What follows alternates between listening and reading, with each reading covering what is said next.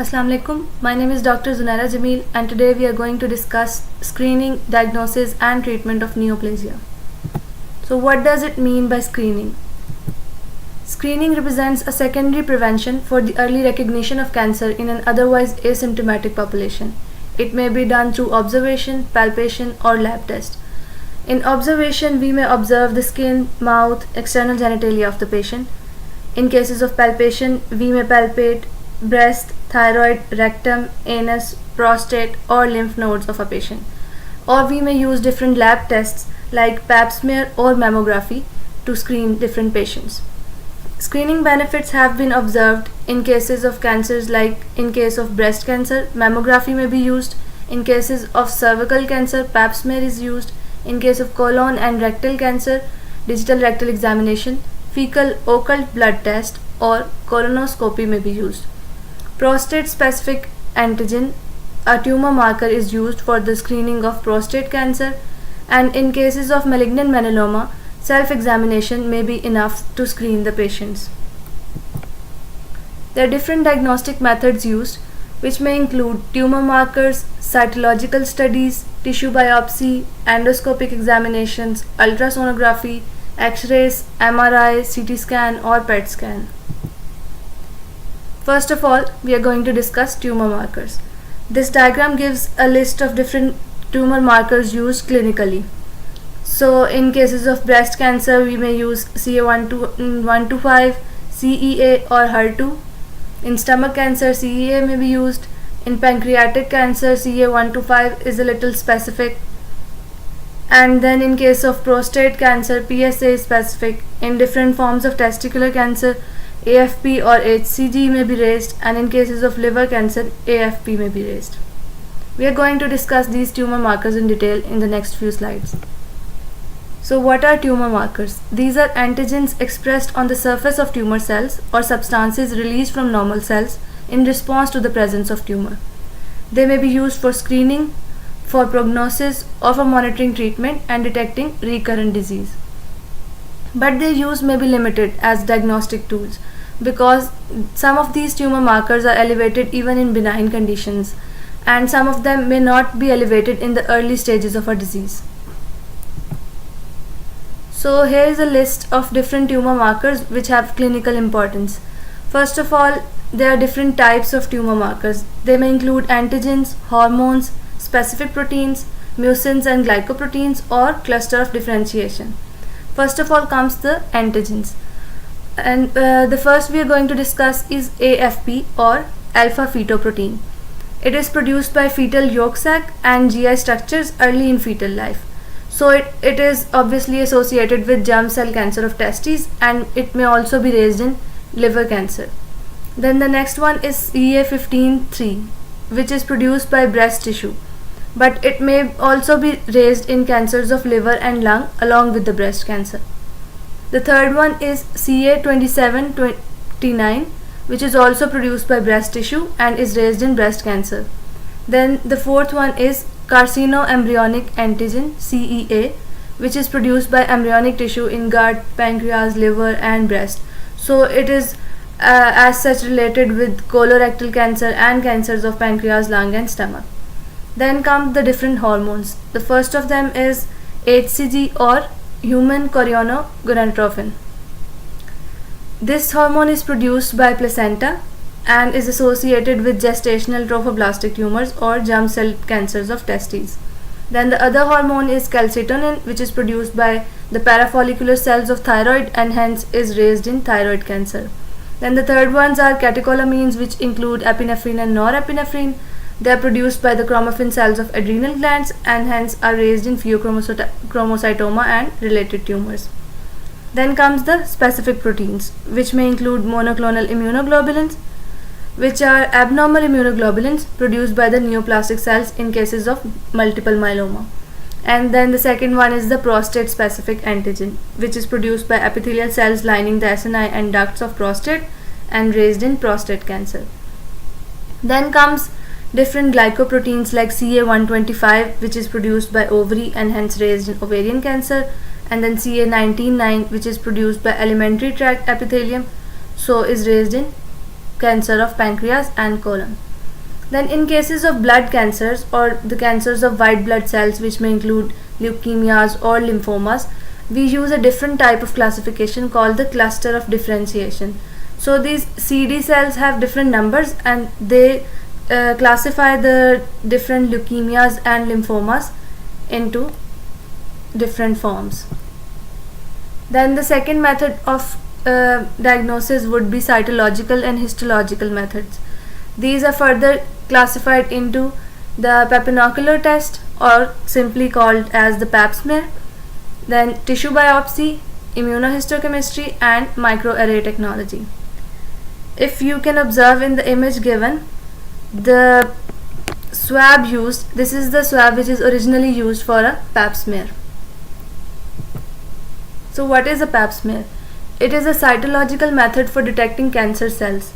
So it gives a microscopic examination of a properly prepared slide for the presence of abnormal cells, and it is used as a screening test for cervical cancer.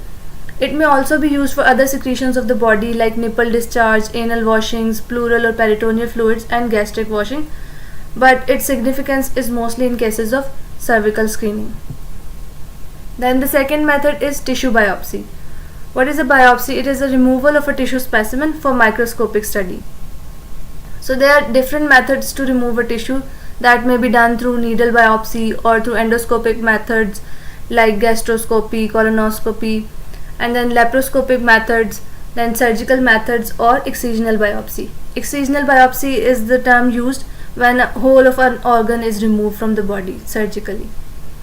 And then the tissue biopsy specimens are appropriately preserved. They may be preserved in formalin, or they may be refrigerated, or they may be prepared as quick frozen sections. Another form of tissue biopsy is fine needle aspiration, which is a very common method used in hospitals. What it does is it aspires cells and fluids with a small bore needle. This is mostly done in thyroid, breast, or in lymph nodes. Now with advanced technology, it may also be done into deeper tissues like pelvic lymph nodes and pancreas. So the picture given here gives the needle biopsy.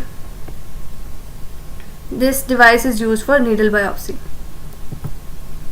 The next methods are immunohistochemistry. This is the use of antibodies to facilitate the identification of cell products or surface markers.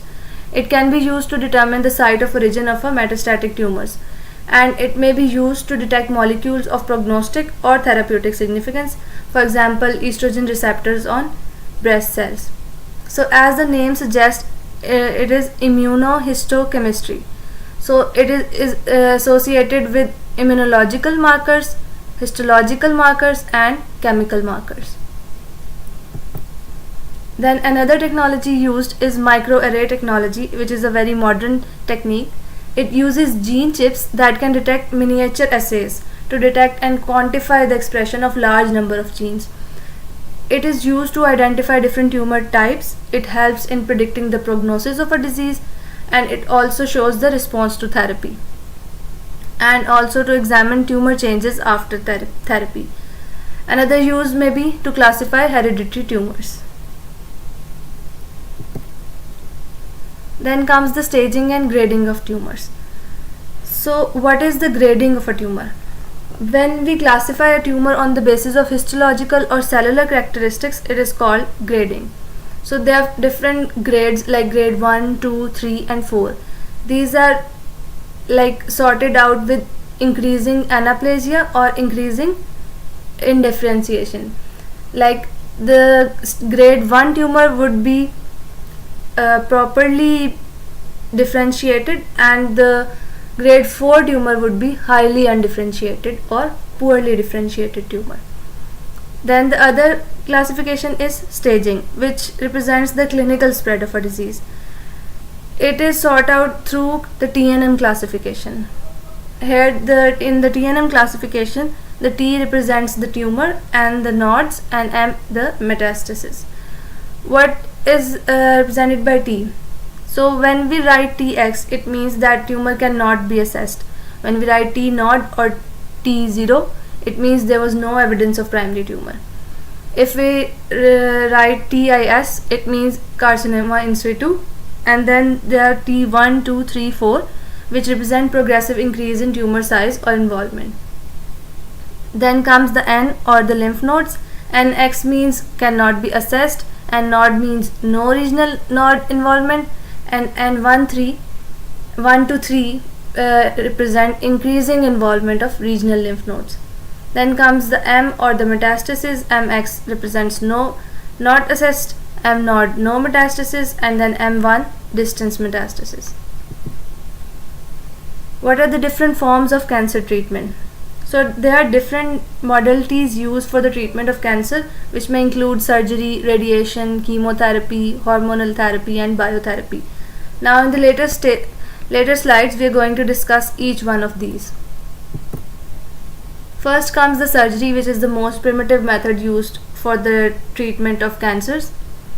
It may be used for diagnosis, for staging, or for tumor removal, or for palliative therapy. So different forms of surgery may be used. One of them is cryosurgery, where liquid nitrogen is used. The word cryo is mostly used when we refer to something frozen. So when liquid nitrogen is used, it instantly freezes that sample. Then comes the chemosurgery, whereby in different forms of skin cancers we use corrosive pastes which irritate the skin and remove the cancer cells. And then another form called the laser surgery, which is used in retinal and vocal cord surgeries. And then another form is laparoscopic surgery, which is a minimal invasive form of surgery. Surgery may be used as a primary treatment or in adjuvant therapy. Adjuvant therapy means a combination of two therapies. The next one is the radiation therapy. Radiation therapy uses the principle of that high energy particles or waves are used to destroy cancer cells. How they may destroy the cancer cells? They may cause the ionization of molecules, they may cause generation of free radicals, or cell cycle interruption, or directly DNA damage. So the rapidly proliferating cells or poorly differentiated cells are more likely to be injured than the normal cells. So how to determine the dose of radiation?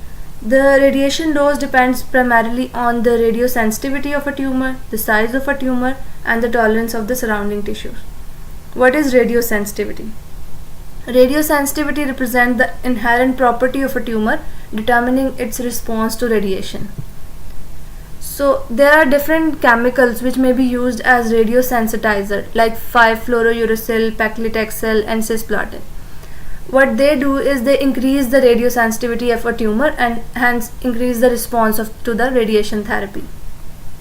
Then another term used is radiation responsiveness. It is the manner in which a radiosensitive tumor responds to irradiation. So what is the major determinant of responsiveness? It is mainly oxygenation. Because oxygenation is required for the formation of free radicals, so the tissues which are highly oxygenated create free radicals easily and are more responsive to radiation. Then another form of radiation therapy is called brachytherapy. As you know, brachy means small, so the literal meaning of brachytherapy is short therapy. What it means is the insertion of sealed radioactive sources into the body cavity, whereby it may be called intracavitary, or directly into the body tissues, where it is called interstitial. So brachytherapy may be of two types, like high dose radiation and low dose radiation.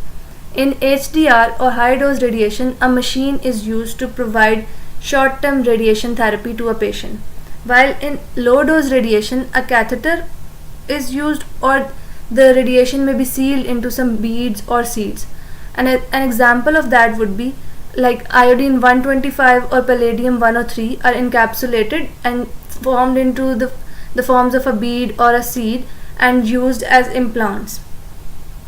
Then the different other forms of radiation may include unsealed internal radiation, whereby a patient takes iodine, which is then used for the treatment of thyroid cancer. Some other forms include stereotactic radiosurgery and gamma knife radiosurgery, which is used specifically for brain metastasis. What are the different adverse effects of radiotherapy? They may include anorexia, nausea, emesis, diarrhea. The radiation therapy may also cause bone marrow suppression, which would result in then pancytopenia. The hair may fall out due to radiation therapy after 10 to 14 days. There may be erythema, dry patches, or desquamation of skin. There may be mucositis, like all the mucosal surfaces of the body would become inflamed. In cases of pelvic radiation, it may cause impotence, erectile dysfunction, or vaginal irritation or stenosis. Then comes the chemotherapy. It targets the processes that prevent cell growth and replication and kills the cells by stopping DNA, RNA, and protein synthesis, or may influence enzyme production and prevents cell mitosis. The chemotherapy may be classified into two, like direct DNA interacting agents and indirect DNA interacting agents. The direct DNA interacting agents may include alkylating agents, which cause alkylation of DNA, anti-tumor antibiotics, which generate free radicals and cause DNA damage, and then the third one is topoisomerase inhibitors, which block cell division.